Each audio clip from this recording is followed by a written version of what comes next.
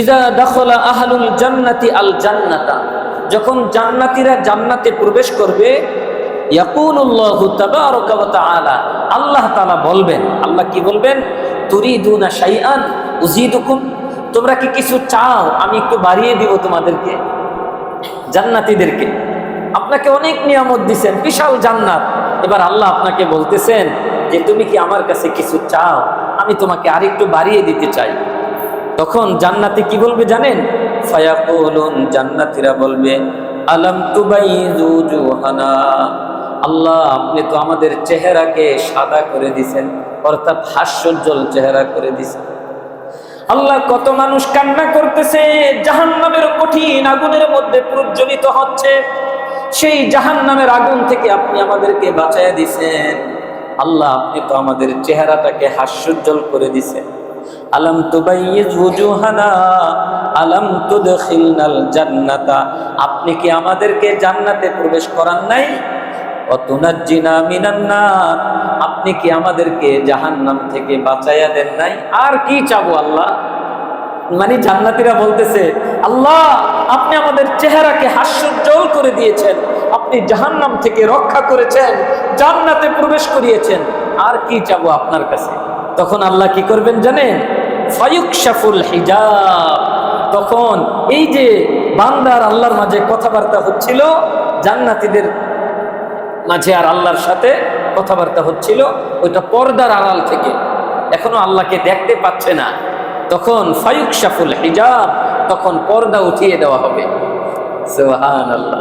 ফামা উতু শাইআন আহাব্বা ইলাইহিম মিনান নাজরি ইলা রাব্বিহিম আযজা ওয়া জাল, জান্নাতের মধ্যে আল্লাহকে দেখার চেয়ে প্রিয় কোনো নিয়ামত জান্নাতের কাছে থাকবে না। যত নিয়ামত পেয়েছে জান্নাতি, সবচাইতে বড় নিয়ামত হচ্ছে আল্লাহকে দেখা। আল্লাহ, আল্লাহকে দেখা ভাই, এই চোখ দিয়েই আপনার রবকে আপনি দেখবেন। আপনার যখন পরনারীর দিকে এই চোখ চলে যায়, যুবক, যখন তোমার এই চোখটা পরনারীর দিকে চলে যায়, তুমি তো যুবক, তোমার শরীরের মধ্যে অনেক যৌবন শক্তি, অনেক আশা আকাঙ্ক্ষা, নফস তোমাকে শুধু গুনাহের দিকে টানতে থাকবে। যখন পরনারীর দিকে, যখন আল্লাহর নিষিদ্ধ মানজার দৃশ্যের দিকে তোমার নজর চলে যাবে, তখন তুমি একটু স্মরণ করবা, এই চোখ দিয়ে তো আমি আমার রবকে দেখব। আমি যদি আজকে এই চোখ দিয়ে নিষিদ্ধ জিনিস দেখি, আমার এই চোখ তো এত কম দামি, অমূল্য, আমার এই মূল্যহীন চোখ না, এটা বড় দামি চোখ, কারণ আমি এই চোখ দিয়ে তো আমার রবকে দেখতে চাই। যেই রবকে দেখাটা জান্নাতের মধ্যে সবচেয়ে বড় নিয়ামত, আমি তো সেই নিয়ামত পেতে চাই। এই কথাটা স্মরণ করলে তখন চোখ হেফাজত করা সহজ হয়ে যাবে। আসসালামু আলাইকুম ওয়া রাহমাতুল্লাহ। نحمده ونستعينه ونستغفره ونؤمن به ونتوكل عليه ونعوذ بالله من شرور أنفسنا ومن سيئات أعمالنا من يهده الله فلا مضل له ومن يضلله فلا هادي له ونشهد أن لا إله إلا الله وحده لا شريك له ونشهد أن سيدنا وحبيبنا ومولانا محمدا عبده ورسوله أرسله الله إلى كافة الناس بشيرا ونذيرا وداعيا إلى الله بإذنه وسراجا منيرا أما بعد فقد قال الله تبارك وتعالى في كلامه المجيد وفرقانه الحميد. أعوذ بالله من الشيطان الرجيم. بسم الله الرحمن الرحيم. كلا بل ران على قلوبهم ما كانوا يكسبون. كلا إنهم عن ربهم يومئذ لمحجوبون. ثم إنهم لصالو الجحيم. ثم يقال هذا الذي كنتم به تكذبون. كلا إن كتاب الأبرار لفي عليين. وما أدراك ما عليون. كتاب مرقوم يشهده المقربون. صدق الله العظيم وصدق رسوله النبي الكريم. ونحن على ذلك من الشاهدين والشاكرين والحمد لله رب العالمين. محبتر شهيد درود إبراهيم قريب. اللهم صل على محمد وعلى آل محمد كما صليت على إبراهيم وعلى آل إبراهيم إنك حميد مجيد. اللهم بارك على محمد وعلى آل محمد كما باركت على إبراهيم وعلى آل إبراهيم إنك حميد مجيد. الحمد لله. সকল প্রশংসা সেই মহান রব্বুল আলামিনের, যিনি আমাদেরকে অত্যন্ত দয়া করে মায়া করে ভালোবেসে আমাদের জীবন থেকে অল্প কিছু সময় কোরআনুল কারীমের তাফসীর ক্লাসে বসে কাটানোর মতো তৌফিক নসিব করেছেন। সেই মহান রবের দরবারে দিল থেকে কালিমাতুশ শুকর করি, আলহামদুলিল্লাহ। সম্মানিত হাজিরিন, আল্লাহ সুবহানাহু ওয়া তাআলা আমাদেরকে এই দুনিয়ার বুকে প্রেরণ করেছেন অল্প কিছু সময়ের জন্য, যে সময়টা আখিরাতের তুলনায় কোনো হিসাবে আসে না। এত অল্প সময় যে আখিরাতের তুলনায় এই সময়টা কোনো হিসাব করা যায় না। 1 টাকাকে যদি 1000 ভাগ করা হয় তাহলে ওইটা বোঝানো বড় কঠিন না? ঠিক দুনিয়ার জীবনের তুলনায় আখিরাতের জীবনটা এত বড়, এত বড়। দুনিয়ার জীবনটা কোনো বোঝানোর মতো হিসাবে আসে, অথচ আমরা এরকম এক ধোঁকায় পড়ে গেছি যে সেই বাস্তব জীবন, সেই বিশাল এক জিন্দেগির কথা ভুলে গেছি এই অল্প কিছু সময়ের আনন্দ উল্লাস, আরাম আয়েশ, চাকচিক্য, তামাশার মধ্যে পড়ে।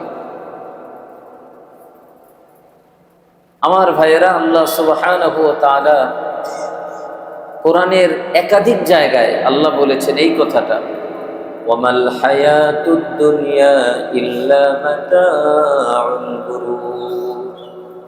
আমার বান্দারা, এই দুনিয়ার জীবনটা ধোকার সামানা ছাড়া আর কিছুই না। যা দেখতেছি সবই ধোকা, সবই ধোকা। জীবন যদিও অল্প সময়, কিন্তু এই জীবনটা অনেক দামি। এই জীবনটাকে আল্লাহ দিয়েছেন সেই বিশাল জিন্দেগির কামাইয়ের জন্য। আর দুনিয়া মাজরাআতুল আখিরাহ। নবীজি বলেন, দুনিয়াটা হচ্ছে আখিরাতের জন্য খেতি স্বরূপ। সেই বিশাল জিন্দেগির কামাইয়ের জন্য এই দুনিয়া। কিন্তু আমরা এমন এক ধোঁকার মধ্যে পড়ে গেছি, এই জীবনটাকে আমি ব্যয় করে ফেলতেছি কিছু কাগজের নোট জমা করার জন্য। কিছু কাগজে নোট, যেটার কোনো নিশ্চয়তা নাই। আপনি ঘরের মধ্যে এক আলমারিতে রেখেছেন, তারপরে দেখতেছেন সেটা উই পোকায় খেয়ে ফেলছে। কোনো দাম আছে ভাই? কিছুদিন আগে একটা ছবি ভাইরাল হয়েছিল, আপনারা দেখেছেন? একজন কৃষক অনেক কষ্ট করে 2 লক্ষ টাকা জমা করেছেন। জমা করে সে খুব হেফাজত করে এটাকে রেখে দিছেন। তার সাধ্য অনুযায়ী যেখানে সবচেয়ে নিরাপদ থাকবে এমন জায়গায় রেখেছেন। হঠাৎ করে খুলে দেখেন পুরা টাকা ওই পোকায় খেয়ে ফেলছে। কি কান্না! আমার ভাইয়েরা, এই কাগজে নোট জমার জন্য। আর যেই জমিন কুল্লু মান আলাইহা ফান, এই পৃথিবীতে যা আছে সব ফান হয়ে যাবে, সব ধ্বংস হয়ে যাবে। ওয়ায়াবকা ওয়াজহু রাব্বিকা যুল জালালি ওয়াল ইকরাম, একমাত্র তোমার মহা সম্মানিত রবই বাকি থাকবে। আর যেই জমি ধ্বংস হয়ে যাবে, ওই 1 কাঠা 2 কাঠা কয়েক শতাংশ জমির জন্য আমার জীবনটাকে আমি শেষ করে দিতেছি। অথচ আল্লাহ সুবহানাহু ওয়া তাআলা এই জীবনটা দিয়েছেন সেই বিশাল জিন্দেগির সফলতা অর্জনের জন্য। এজন্য ভাই, এই জীবন অনেক দামি। এটা কাগজে নোট জমা করার জন্য নয়, এটা সেই জমির জন্য নয়, সেই জমির জন্য এই জীবনকে শেষ করার জন্য নয় যেই জমি একদিন থাকবে না, ধ্বংস হয়ে যাবে। এই জীবন তো সেই জমি সঞ্চয় করার জন্য, সেই জান্নাতের জমি, যেই জমি কোনোদিন হাতছাড়া হবে না। সুবহানাল্লাহ। সেই নিয়ামত অর্জন করার জন্য, যেই নিয়ামত বান্দা একবার প্রাপ্ত হলে সেটা কোনোদিন তার হাত থেকে আর ছুটে যাবে না। এই জীবন তো সেই জীবনের যৌবন অর্জন করার জন্য, যেই যৌবন একবার আপনার শরীরে আসলে আর কোনোদিন বার্ধক্য আসবে না। এই জীবন তো সেই সুস্থতা অর্জনের জন্য, যেই সুস্থতা আপনার শরীরে একবার আসলে আর কোনোদিন আপনি অসুস্থ হবেন না। সুবহানাল্লাহ। সেজন্য ভাই, এই জীবনের বাস্তবতা বুঝতে হবে। যে যত তাড়াতাড়ি জীবনের বাস্তবতা বুঝবে, সে তত তাড়াতাড়ি সতর্ক হতে পারবে। সে তত তাড়াতাড়ি তার জীবনটাকে সেই আসল জিন্দেগির জন্য ব্যয় করার তৌফিক পেয়ে যাবে। এজন্য চিন্তা করা দরকার, গবেষণা করা দরকার। আমাকে আল্লাহ কেন পাঠাইলেন? আমাকে আল্লাহ কেন একটা হায়াত দিলেন? আবার কেনই নিয়ে যাবেন? এত কিছু করে, এত সুন্দর করে একটা সংসার সাজাইলাম, এত সুন্দর করে সব কিছু গড়লাম, হঠাৎ করে ডাক দিয়ে নিয়ে যান আর সব পড়ে থাকে। কেন এটা আল্লাহ করলেন? এটা ভাবতে হবে, গবেষণা করতে হবে। দেখবেন আপনার ভিতরে একটা পরিবর্তন চলে আসবে ইনশাআল্লাহ। আল্লাহ আমাদেরকে তৌফিক দান করেন, আমিন। আমার ভাইয়েরা, আমরা আলোচনা করতেছিলাম সূরাতুল মুতাফফিফিন। এই সূরা মুতাফফিফিনের 13 নম্বর আয়াত পর্যন্ত আমরা আলোচনা শেষ করেছিলাম। 14 নম্বর আয়াত থেকে আজকে আমাদের আলোচনা। 14 নম্বর আয়াতে আল্লাহ বলতেছেন, পূর্বের আলোচনার সাথে এটার একটা সম্পর্ক আছে। আল্লাহ বলেন, কাল্লা বাল রানা আলা কুলুবিহিম মা কানু ইয়াকসিবুন। পূর্বের আয়াতে আল্লাহ বলেছিলেন যে প্রতিফল দিবসকে একমাত্র মিথ্যারোপ করে ওই ব্যক্তি যেই ব্যক্তি গুনাহগার। আল্লাযীনা ইউকাযযিবুনা বিয়াউমিদ্দিন, যারা প্রতিফল দিবসকে, কিয়ামত দিবসকে মিথ্যারোপ করে। ওমা ইউকাযযিবু বিহি ইল্লা কুল্লু মু'তাদিন আসিম, এই প্রতিফল দিবসকে কেউ অস্বীকার করে না একমাত্র যারা পাপী গুনাহগার। গুনাহগাররাই একমাত্র প্রতিফল দিবসকে অস্বীকার করে। এখন বলবেন হুজুর কিভাবে অস্বীকার করে? আল্লাহ বলতেছেন যদি সে অস্বীকার না করতো তাহলে তো গুনাহ করতো না। যদি আপনি কাউকে বলেন যে ভাই আপনার পিছনে একটা বিষাক্ত সাপ আছে, এখনই আপনাকে সবল দিবে, দংশন করবে, আপনি যদি তার কথায় বিশ্বাস করেন তাহলে তো আপনি দাঁড়িয়ে থাকতে পারেন না। হয়তো আপনি সামনের দিকে দৌড় দিবেন, অথবা বামে অথবা ডানে, কারণ পিছনে সাপ। আর যদি আপনি নড়াচড়া না করেন তাহলে বোঝা যাবে আপনি তার কথা বিশ্বাস করেন নাই। আল্লাহ বলতেছেন আমি বলেছি এই পাপ করলে, এই গুনাহ করলে এই শাস্তি হবে, তারপরেও বান্দা পাপ করে, তার মানে সে আমার কথা অবিশ্বাস করে। এই কথাটা আল্লাহ বললেন। ওমা ইউকাযযিবু বিহি ইল্লা কুল্লু মু'তাদিন আসিম, প্রতিফল দিবসকে অস্বীকার করে না, মিথ্যারোপ করে না, তবে কেবলমাত্র গুনাহগাররাই, পাপীরাই প্রতিফল দিবসকে অস্বীকার করে।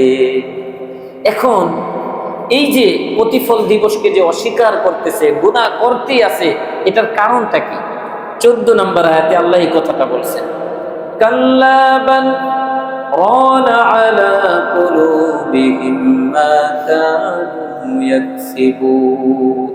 আল্লাহ বলতেছেন কাল্লা, এমনটি করা উচিত নয়। তাহলে কেন করে? বাল রানা আলা কুলুবিহিম, বরং তাদের অন্তরে জং ধরে গেছে। কাল্লা, এমনটি করা উচিত নয়। তাহলে কেন করে? প্রশ্ন আসে না? আল্লাহ উত্তর দিতেছেন বাল, বরং এগুলো করার কারণ হচ্ছে রানা আলা কুলুবিহিম, তাদের অন্তরে মরিচা ধরে গেছে, জং ধরে গেছে। এই জং কিসের কারণে ধরল? আল্লাহ বলতেছেন মা কানু ইয়াকসিবুন, তাদের কৃতকর্ম, তাদের পাপ তাদের অন্তরকে জং ধরিয়ে দিয়েছে। তাদের পাপ, তাদের কৃতকর্ম তাদের অন্তরকে মরিচা ধরিয়ে দিয়েছে। এজন্য আর ভালো কথা ভালো লাগে না, ভালো কাজ ভালো লাগে না, নামাজের মধ্যে মজা লাগে না, তেলাওয়াতের মধ্যে মজা লাগে না, সুদ থেকে বেঁচে থাকার মধ্যে মজা লাগে না, ঘুষ থেকে বাঁচার মধ্যে মজা লাগে না, বরং ঘুষ খাইতে ভালো লাগে, সুদ খাইতে ভালো লাগে, আরেকজনকে ঠকাতে ভালো লাগে, আরেকজনের উপর জুলুম করতে ভালো লাগে, গীবত করতে ভালো লাগে, মিথ্যা বলতে ভালো লাগে, অত্যাচার করতে ভালো লাগে। এটার কারণ কি? কারণ হচ্ছে অন্তরের উপর ময়লা পড়ে গেছে, জং ধরে গেছে। আর এই জং কেন ধরলো? আল্লাহ বলতেছেন এই গুনাহ করতে করতে করতে করতে বান্দার অন্তরের উপর ময়লা পড়ে গেছে, জং ধরে গেছে।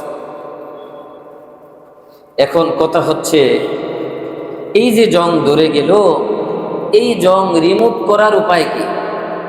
উঠাইতে হবে না জং ভাই? গুনাহ তো টুকটাক সবার আছে, কুল্লু বানি আদম খাত্তাউন। আল্লাহর নবী বলেন প্রত্যেকটা আদম সন্তান গুনাহগার, কারো বেশি কারো কম, কেউ বড় গুনাহ করে ফেলেছে, কারো ছোট গুনাহ, কিন্তু সবাই গুনাহগার। অনেক সময় অজান্তে আমাদের গুনাহ হয়ে যায়। আল্লাহর নবী বলেন কুল্লু বানি আদম খাত্তাউন ওয়া খায়রুল খাত্তাইনা আত-তাওয়াবুন। তবে এই গুনাহগারদের মধ্যে সবচেয়ে শ্রেষ্ঠ ওই ব্যক্তি যেই ব্যক্তি আল্লাহর কাছে তওবা করেছে। তওবা মানে কি ভাই? ফিরে আসা, ফিরে আসা। আত-তাওবাতু আর-রুজুউ, ফিরে আসা। ফিরে আসা মানে কি? যেটা করেছি ওইটা আর করব না, এটার নাম তাওবা। আর ইস্তিগফার শব্দের অর্থ হচ্ছে ক্ষমা প্রার্থনা করা, আল্লাহ আপনি আমাকে মাফ করে দেন। আর তাওবা হচ্ছে ফিরে আসা, আল্লাহ ওই কাজ আর আমি কোনোদিন করব না। এই প্রতিজ্ঞা, ফিরে আসা। নবীজি বলছেন সবচেয়ে উত্তম ওই ব্যক্তি যে ব্যক্তি ফিরে আসে। আমাদের ভিতরে একটা নফস আছে, একটা মন আছে, মন। এই মন আপনাকে আমাকে সবসময় গুনাহের দিকে টানতে থাকে। 13 নম্বর পারার প্রথম পৃষ্ঠার প্রথম লাইন, সূরা ইউসুফ, হযরত ইউসুফ আলাইহিস সালাম বলতেছেন, ওয়ামা উবাররিউ নাফসি, আমি আমার এই নফসের অনিষ্ট থেকে মুক্ত নই। ইন্নান নাফসা লাআম্মারাতুম বিসসু, নিশ্চয়ই নফস, এই মন মানুষকে সব সময় গুনাহের দিকে ডাকতে থাকে। ইল্লা মা রাহিমা রব্বি, আমি ইউসুফের প্রতি আমার রব যদি দয়া না করতেন আমি হয়তো গুনাহের মধ্যে লিপ্ত হয়ে যেতাম। জুলাইখা যখন ইউসুফ আলাইহিস সালামকে ডাকতেছিল, ইউসুফ আলাইহিস সালাম বলেন, আমার রব যদি আমার প্রতি দয়া না করতেন আমি এই গুনাহ থেকে বাঁচতে পারতাম না। সুবহানাল্লাহ। এই নফস সবসময় গুনাহের দিকে টানতে থাকে ভাই, এজন্য সতর্ক থাকতে হবে। মন যা চায় তা করা যাবে না। কি করতে হবে ভাই? রব যা চান তা করতে হবে। আমার আল্লাহ বলেন, বান্দা তোমার এই ছোট্ট জীবনটা তোমার রব যা চান তা তুমি করো, আমি তোমার আখিরাতের পুরা জিন্দেগিটাকে তোমার মন যা চায় তা করার সুযোগ দিব। ভাই এখন রব যা চান তা করব, আর আল্লাহ মৃত্যুর পর থেকে আমার মন যা চায় তাই দিবেন। সূরা হামিম আস-সাজদা 24 নম্বর পারার 19 নম্বর পৃষ্ঠা আল্লাহ বলতেছেন, ওয়ালাকুম ফিহা মা তাশতাহি আনফুসুকুম, আরে বান্দা তোমার জন্য আমি রেখে দিয়েছি মা তাশতাহি আনফুসুকুম, তোমাদের মন যা চায় তাই তোমাকে দিব, মন যা চায়। মা তাশতাহি আনফুসুকুম, আল্লাহ বলেন নাই এইটা দিব, আল্লাহ বলতেছেন তোমার মন যা চায় আমি তা দিব। ওয়ালাকুম ফিহা মা তাদউন, তোমরা যা দাবি করো আমি তাই দিব। নুজুলাম মিন গফুরির রহিম, বান্দারে চিন্তা করো না, তুমি মনে করতেছো আমি যে আমল করতেছি এই আমল দিয়ে কি আমি এমন উপহার পাবো কিনা, না না, তোমার টেনশনের কোনো কারণ নাই। নুজুলাম মিন গফুরির রহিম, এটা হলো অতি দয়াময় ক্ষমাশীল রবের পক্ষ থেকে মেহমানদারি শুরু। আল্লাহ পাক, আল্লাহ বলতেছেন আমি মেজবান, আমি তোমাকে মেহমানদারি করব, পুরা জান্নাতি জীবনে তোমার মেহমানদারি চলবে আমার পক্ষ থেকে, তোমার মন যা চায় আমি তাই দিব।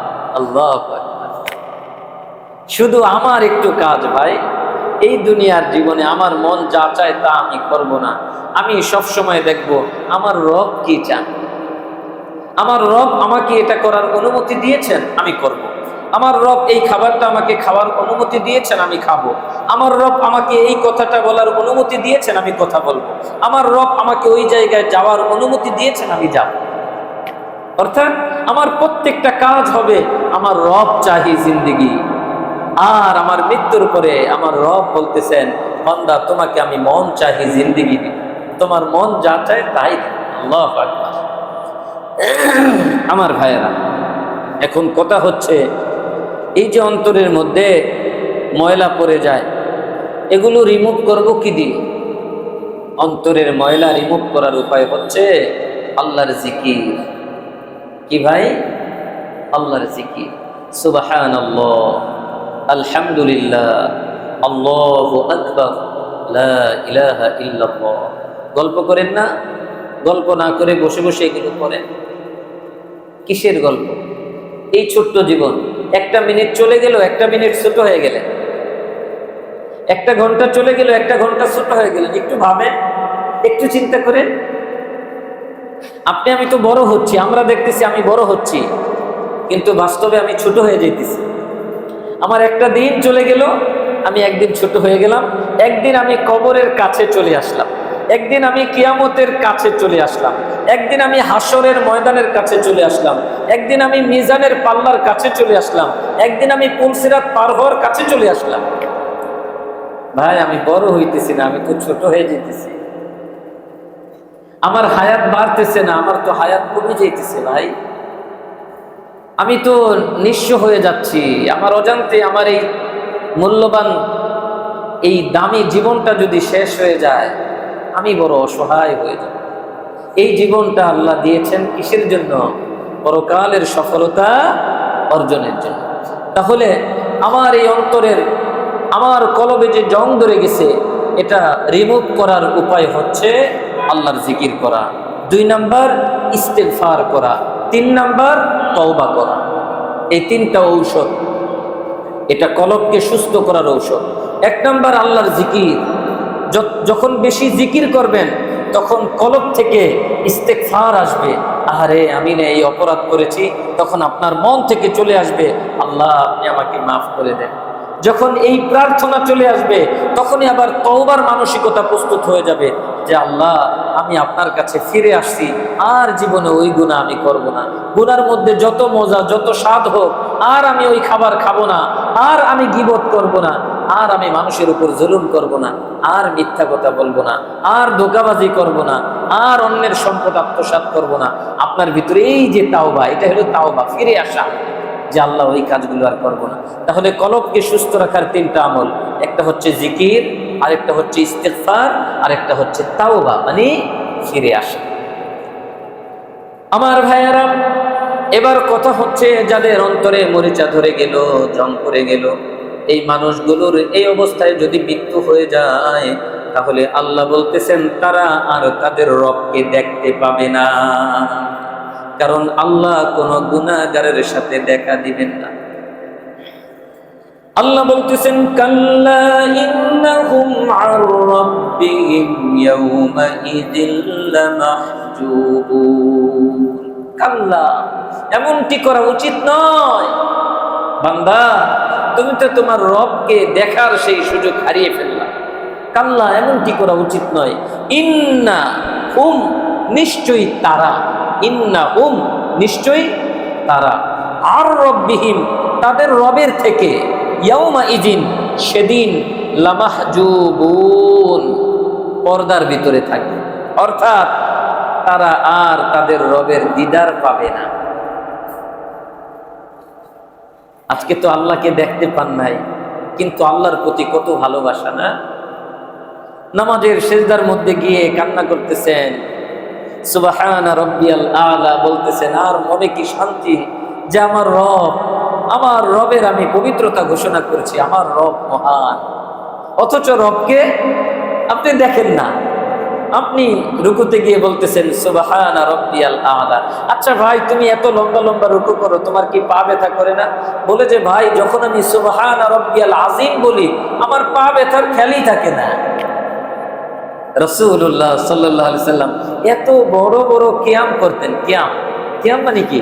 নামাজের মধ্যে দাঁড়িয়ে দাঁড়িয়ে কেরাত পড়া। অনেক বড় বড় সূরা পড়তেন, এত লম্বা টাইম দাঁড়িয়ে দাঁড়িয়ে কেরাত করতেন যে নবীজির পা ফুলে যেত। তো আম্মা জান আয়েশা রাদিয়াল্লাহু তাআলা আনহা বললেন, ইয়া রাসূলুল্লাহ, মা তাকদ্দামা মিন যামবিকা ওয়া মা তাআখার। আল্লাহ তো আপনার পূর্বের পরের সব গুনাহ মাফ করে দিয়েছেন, অগ্রিম সব মাফ, আপনার তো কোনো গুনাহ নেই।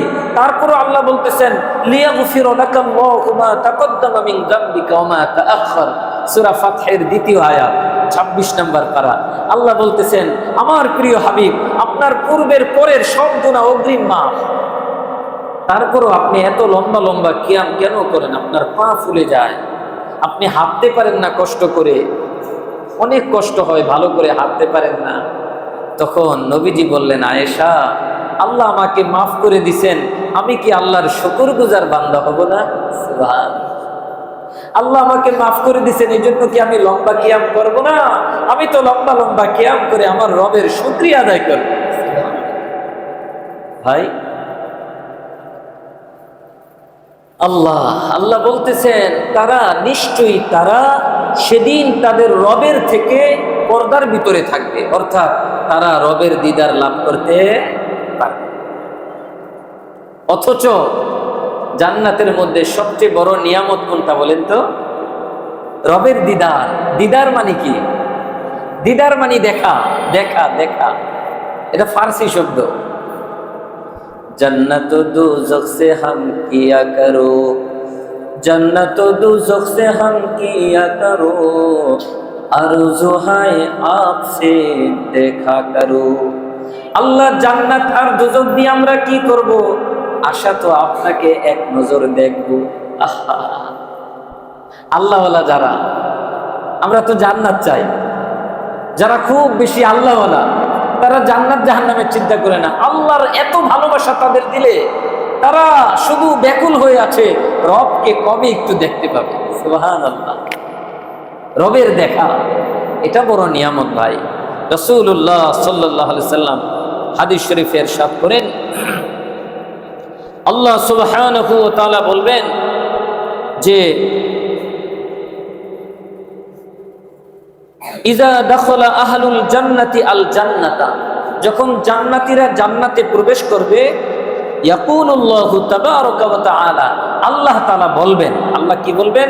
তুরিদুনা শাইআন উযীদুকুম, তোমরা কি কিছু চাও আমি একটু বাড়িয়ে দিব তোমাদেরকে।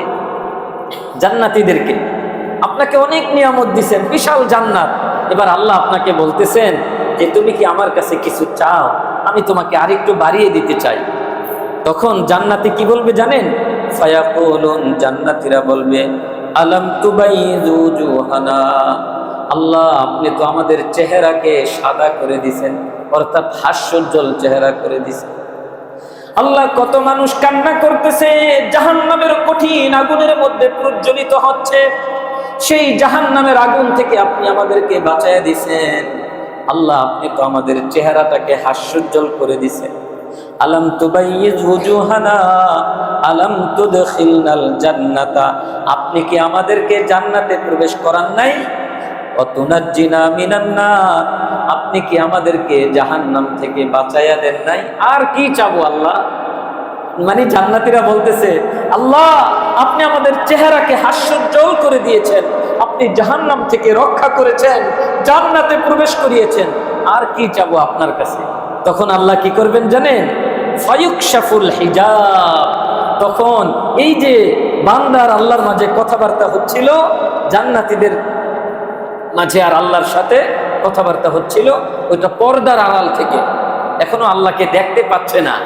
তখন ফায়ুকশাফুল হিজাব, তখন পর্দা উঠিয়ে দেওয়া হবে।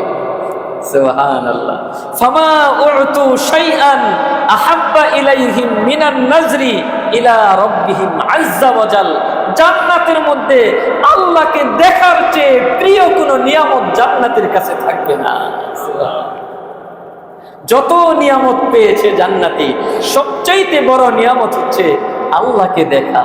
আল্লাহ, আল্লাহকে দেখা ভাই, এই চোখ দিয়েই আপনার রবকে আপনি দেখবেন।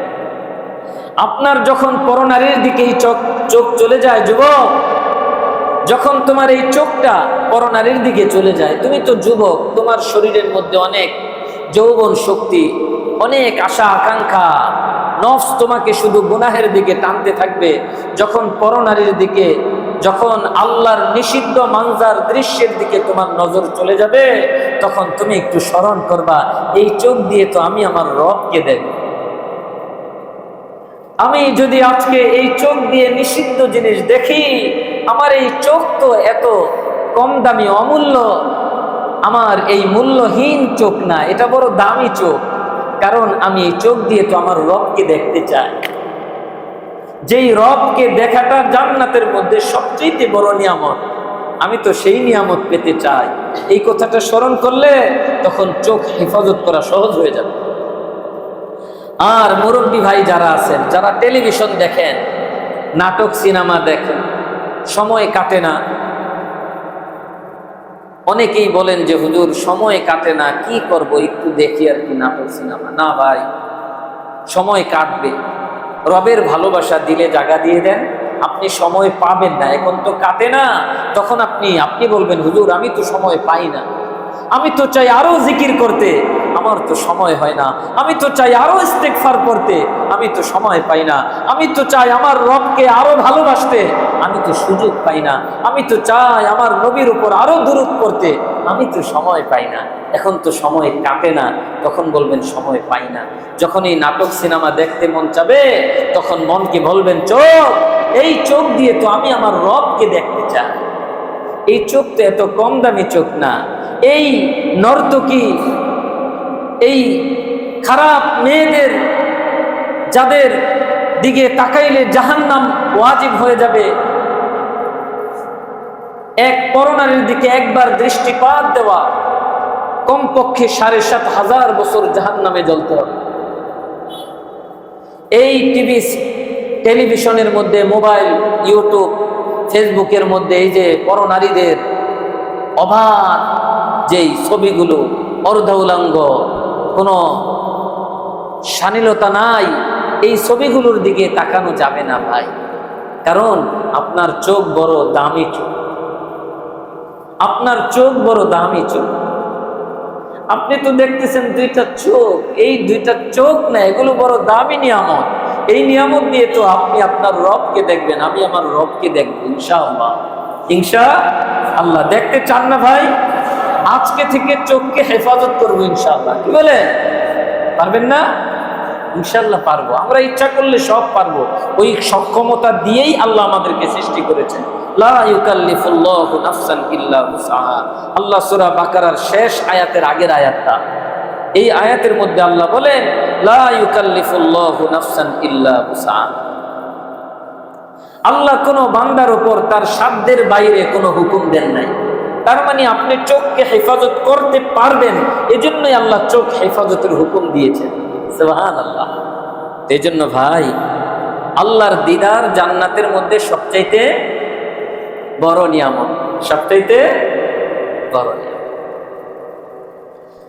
আল্লাহ বলতেছেন কাল্লা ইন্নাকুম আর রাব্বিহিম ইয়াওমা ইযিল লামাহজুবুন। কখনো এমনটি করা উচিত নয়, নিশ্চয়ই তারা তাদের রবের দর্শন থেকে কিয়ামতের দিন, সেদিন তারা মাহরুম হবে। সুম্মা ইন্নাকুম লাসালুল জাহিম। অতঃপর নিশ্চয়ই তাদেরকে জাহান্নামে প্রবেশ করতে হবে। সুম্মা ইন্নাকুম, নিশ্চয়ই তারা, লাসালুল জাহিম, অবশ্যই প্রবেশ করবে জাহিমে, অর্থাৎ জাহান্নামে। জাহান্নামের একটা নাম হচ্ছে জাহিম। জাহান্নামে প্রবেশ করতে হবে কাকে ভাই? মুতাদিন আসিম, সীমা লঙ্ঘনকারী, পাপী, গুনাহগার। পূর্বে আসছে না 12 নম্বর আয়াতে মুতাদিন আসিম, আর এই 15 নম্বর আয়াতে আল্লাহ বলতেছেন নিশ্চয়ই তারা তাদের রবের দিদার থেকে, রবকে দেখার এই নিয়ামত থেকে তারা মাহরুম হবে। আর অবশ্যই তাদেরকে প্রবেশ করতে হবে জাহিমে, জাহান্নামে। এখন এই জাহান্নামে কেন প্রবেশ করতে হবে? পরের আয়াতে আল্লাহ বলতেছেন 17 নম্বর আয়াত, আল্লাহ বলেন সুম্মা ইউকালু হাযাল্লাযী কুনতুম বিহি তুকাজ্জিবুন। অতঃপর বলা হবে এটাই সেই জিনিস যা তোমরা অস্বীকার করেছো। এটাই সেই জিনিস, অর্থাৎ এটাই সেই জাহান্নাম, যেই জাহান্নামের চিন্তা তোমরা করতা না। এত বলা হইতো মিথ্যা কথা বলো না, জাহান্নামে যেতে হবে, তারপরও মিথ্যা কথা। এত বলা হতো ঘুষ খায়ো না, জাহান্নামে যেতে হবে, তারপরও ঘুষের টাকা। এত বলা হতো সুদ খায়ো না, এত বলা হতো আরেকজনের সম্পদ আত্মসাৎ করো না, দুর্বলের উপর জুলুম করো না, মানুষকে কষ্ট দিও না, মানুষকে কষ্ট দিও না, কোনো প্রাণীকে কষ্ট দিও না। তোমাকে কষ্ট দেওয়ার জন্য সৃষ্টি করা হয় না, তোমাকে সৃষ্টি করেছেন তোমার রব। সমস্ত প্রাণী তোমার থেকে আরাম পাবে, সমস্ত প্রাণী তোমার থেকে শান্তি পাবে, এজন্য তোমাকে সৃষ্টি করা হয়েছে। এজন্যই তোমাকে বলা হয়েছে আশরাফুল মাখলুকাত, তুমি তো সর্বশ্রেষ্ঠ সৃষ্টিজীব। সুবহানাল্লাহ। ভাই, সর্বশ্রেষ্ঠ সৃষ্টিজীব যে, বলেন তো তার থেকে কি কোনো মাখলুক কষ্ট পেতে পারে? যে সর্বশ্রেষ্ঠ সৃষ্টিজীব, আপনি আমি সর্বশ্রেষ্ঠ সৃষ্টিজীব, অথচ আপনার আমার থেকে সর্বশ্রেষ্ঠ সৃষ্টিজীবটাই কষ্ট পায়। একটা মানুষ আরেকটা মানুষকে কি পরিমাণ কষ্ট দেয়, কি পরিমাণ কষ্ট দেয়। একটু স্বার্থের জন্য একটা মানুষকে হত্যা করে ফেলতেছে, একটু স্বার্থের জন্য ছোট ছোট বাচ্চা অপহরণ করে হত্যা করে ফেলতেছে। এই নিষ্পাপ মাসুম বাচ্চা কি অপরাধ তার? আহারে, আজকে দেখলাম আশুলিয়ার একটা ছেলে মাত্র 4-5 বছর বয়স, কি ফুটফুটে একটা বাচ্চা, ছেলে বাচ্চা, ওকে অপহরণ করে হত্যা করে পুরো চেহারার মধ্যে, মুখটার মধ্যে কাপড় ঢুকিয়ে কষ্টিপ মেরে দিয়েছে, পিছন দিয়ে হাত এভাবে বাঁধছে, তারপরে বস্তায় করে এক জায়গায় ফেলে গেছে। ভাই, আপনার রাগ একজন বড় মানুষের সাথে থাকতে পারে, কিন্তু এই নিষ্পাপ মাসুম বাচ্চার কি অপরাধ? এই ফেরেশতার মতো ফুল একটা বাচ্চা, ও তো ফেরেশতা থেকেও দামি, ওর কোনো গুনাহ নাই। নবীজি বাচ্চাদেরকে কত ভালোবাসতেন, বাচ্চাদেরকে খুব আদর করতেন নবীজি। আমরা তো বাচ্চাদেরকে দেখলেই ঝাড়ি দিই, এটা নবীর স্বভাব না, বাচ্চাদেরকে ভালোবাসা। এখন বলবেন হুজুর বাচ্চারা যে দুষ্টামি করে, আরে ভাই দুষ্টামি তো আপনিও করেছেন। আপনি তো মনে করতেছেন আপনি এত সুন্দর, এখন এত জ্ঞানী গুণী হয়ে গেছেন। না, ওই বাচ্চার বয়স যখন আপনার আমার ছিল, তখন আপনি আমিও দুষ্টামি করেছি। হ্যাঁ, কেউ একটু বেশি করে, কেউ একটু কম করে, কিন্তু দুষ্টামি করে নাই এরকম কোনো বাচ্চা নাই। সুতরাং বাচ্চাদেরকে ভালোবাসা, মোহাব্বত করা, তাদেরকে আদর করা, স্নেহ করা, এটাও ইবাদত। এটা কি ভাই? ইবাদত, এটা ইবাদত। শুধু নামাজ, রোজা, হজ, যাকাত এগুলো ইবাদতের মধ্যে সীমাবদ্ধ না। একটা ভাইয়ের সাথে হাসি মুখে কথা বলা, এটাও ইবাদত। সুবহানাল্লাহ। নবীজি বলেন, তুমি যে তোমার ভাইয়ের সাথে হাসি মুখে কথা বলো, আল্লাহ তোমার আমল নামায় প্রত্যেকটা কথার বিনিময়ে সদকার সওয়াব দান করে। এজন্য আমাদের ভিতরের যেই মানবতা, মনুষ্যত্ব, এটা আস্তে আস্তে দিন দিন হারিয়ে যাচ্ছে। এটার কারণ কি জানেন? এটার কারণ হচ্ছে গুনাহ, অপরাধ। আগে একটা মানুষ 100 বছরে যেই গুনাহ করত, এখন একটা মানুষ একদিনে সেই গুনাহ করে ফেলে। 100 বছরে যেই গুনাহ করত, এখন এই মোবাইল, কম্পিউটার, এই ল্যাপটপ, এই ইউটিউব, এই ফেসবুক, মেসেঞ্জার আবিজাবি এসে মানুষের জীবনকে গুনাহ দিয়ে জর্জরিত করে দিচ্ছে। কি আলেম, কি জাহেল, কি নামাজি, কি বেনামাজি, কি হাজি আর কি গাজী, আহারে সব গুনাহের সাগরে ছাইলা। এজন্য ভাই, গুনাহ থেকে বাঁচা, এটা এই জমানায় এটা বড় তাকওয়া, বড় তাকওয়া। তাহাজ্জুদ পড়ার চেয়েও বড় তাকওয়া হচ্ছে গুনাহ থেকে বাঁচা। আপনি তাহাজ্জুদ পড়লেন কিন্তু গুনাহ থেকে বাঁচলেন না, ওই গুনায় তো আপনার তাহাজ্জুদ খেয়ে ফেলতেছে, প্লাস মাইনাস হয়ে ফলাফল 0। এজন্য গুনাহ থেকে বাঁচতে হবে ভাই, গুনাহ থেকে বাঁচতে হবে। আল্লাহ বলতেছেন, সুম্মা ইউকালু হাযাল্লাযী কুনতুম বিহি তুকাযযিবুন, বলা হবে এটাই হচ্ছে সেই জাহান্নাম, যেই জাহান্নামকে তোমরা মিথ্যারোপ করতে, অস্বীকার করতে। আমার ভাইয়েরা, তারপরের আয়াত থেকে আসতেছে জান্নাতীদের আলোচনা। ইনশাআল্লাহ এটা পরের ক্লাসে